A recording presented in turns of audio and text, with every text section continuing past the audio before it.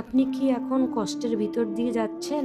মনে হয় আল্লাহ কি আমাকে ভুলে গেছেন? আজ আমি আপনাকে একটা কথা বলতে চাই, যেটা আপনার হৃদয়কে একটু হলেও হালকা করবে। আল্লাহ কখনোই কাউকে অকারণে কষ্ট দেয় না। যে কষ্ট আপনি পাচ্ছেন তার ভিতরেই লুকানো আছে আপনার জন্য একটা শিক্ষা, একটা পরিবর্তন, একটা নতুন শুরু। কুরআনে আল্লাহ রব্বুল আলামিন বলেন, নিশ্চয়ই কষ্টের সাথে রয়েছে স্বস্তি। কিন্তু আমরা অনেক সময় শুধু কষ্টটাই দেখি, স্বস্তিটা দেখতে পাই না।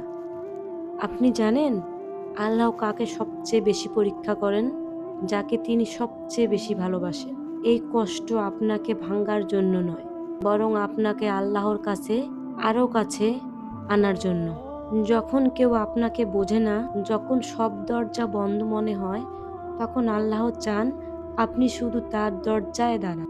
একটু নামাজে বসুন, একটু চোখের পানি ফেলুন, একটু মন খুলে দোয়া করুন। বিশ্বাস রাখুন, এই সময়টা চিরকাল থাকবে না। আগামীকাল সেটাই হবে আপনার শক্তির গল্প। আল্লাহ আপনাকে দেখছেন, আপনার কষ্ট জানেন, আর সঠিক সময়েই তিনি শান্তি দিবেন। এই কথাগুলো যদি আপনার হৃদয়ে লাগে, তাহলে চ্যানেলটি সাবস্ক্রাইব করুন।